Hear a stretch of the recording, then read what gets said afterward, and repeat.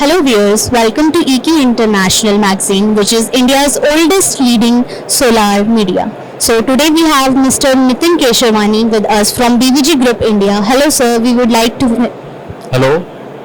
Okay, so sir, firstly I would like to ask you, can you tell us something about your project plans and expansion for this financial year?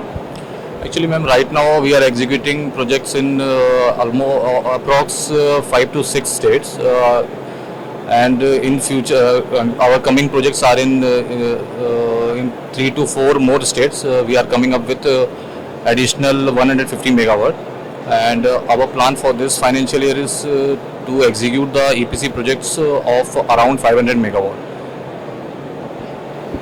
Okay, sir. So, is there anything you would like to share with our viewers regarding key learnings or key message?